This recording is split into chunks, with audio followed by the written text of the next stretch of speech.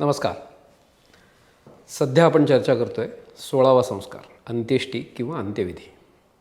मागच्या भागामध्ये आपण मृत्यूशय्येवर असलेल्या माणसाची शास्त्रानुसार मदत कशी करता येईल हे बघितलं. आता ह्याचाच दुसरा भाग असा पण आहे, शास्त्र असंही म्हणतं की ज्यांना मृत्यूची भीती वाटते किंवा मृत्यूपासून स्वतःचं संरक्षण व्हावं किंवा चांगल्या वेळी आपल्याला मृत्यू यावा असं ज्यांना वाटतं आहे त्यांनी भागवतातला गजेंद्र मोक्ष स्तोत्राचा पाठ नित्यनियमाने करावा. त्याचा फायदा काय होतो तर आपण जे काही बोलत असतो, आपण नेहमीच म्हणतो की जे काही आपण उच्चारतो त्यातून एक ऊर्जा निर्माण होते आणि ही ऊर्जा आपल्याला आपल्या योग्य समयी मदत करते. जेव्हा आपण ह्या अशा स्तोत्राचा पाठ करतो तेव्हा त्यातून निर्माण होणारी ऊर्जा ही आपल्याला आपल्या कामांमध्ये म्हणजेच आपल्या अपेक्षांमध्ये मदत करण्यासाठी उपयोगी पडते. अशा व्यक्तीला जर त्यांनी गजेंद्र मोक्ष स्तोत्राचा पाठ आयुष्यभर केला, नित्यनियमाने केला, तर चुकीच्या वेळेला किंवा चुकीच्या पद्धतीने मृत्यू येत नाही. मृत्यूपासून त्याचं संरक्षण होतं. जेव्हा या व्यक्तीला मृत्यू येतो तो चांगल्या वेळीच येतो आणि त्याची पुढची गती म्हणजे पुढचाच मार्ग सुकर होतो. शास्त्र असंही म्हणतं की मृत्यूचा काळ हा चांगला असावा. आता चांगला काळ म्हणजे काय तर शक्यतो दिवस असावा, शुक्ल पक्ष असावा किंवा उत्तरायण चालू असावं. इथे भीष्मांची कथाही सांगता येते की भीष्मांनी उत्तरायण सुरू होईपर्यंत प्राण तसाच ठेवला होता, प्राण त्यागलेला नव्हता. जसं उत्तरायण सुरू झालं तसा भीष्मांनी आपला प्राण त्यागला.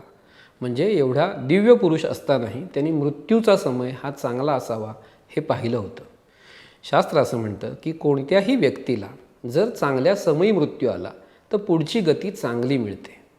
त्याच्यामुळे ह्या अशा पद्धतीच्या स्तोत्रांचं जर पठण होत असेल तर तुम्हाला चांगला काळ येऊ शकतो. काही वेळेला अशी स्थिती असते की पेशंट हॉस्पिटलमध्ये ॲडमिट आहे आणि डॉक्टर म्हणत आहेत की आता काही उपाय उरलेला नाही किंवा त्या शरीरामध्ये प्राणी आता फार शिल्लक नाही, आपण जे काही करतो आहे ते त्याचे हाल करतो आहे, तर आपण आता व्हेंटिलेटर काढूया.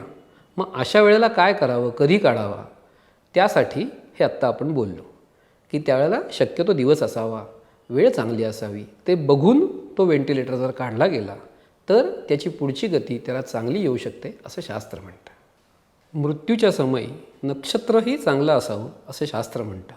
शक्यतो त्रिपाद, पंचक किंवा नवक असं शक्यतो नक्षत्र नसावं. जर तसं काही असेल तर मृत्यू झाल्यानंतर त्याची शांती करणं अपेक्षित आहे.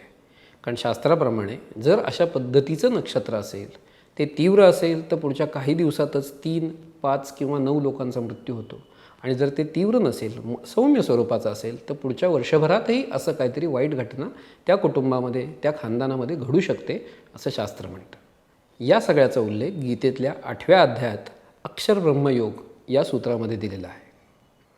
अधिक माहिती आपण घेणारच आहोत, परंतु पुढच्या भागात. तोपर्यंत नमस्कार. साध्या आजारांपासून ते मोठ्या आजारांपर्यंत घरी राहून फक्त व्हॉट्सॲप किंवा ईमेलने माहिती पाठवून लागोलाग सुरू करता येणारे उपचार म्हणजे विनास्पर्श विनाऔषध केले जाणारे स्वयंपूर्ण उपचार. आजच संपर्क साधा.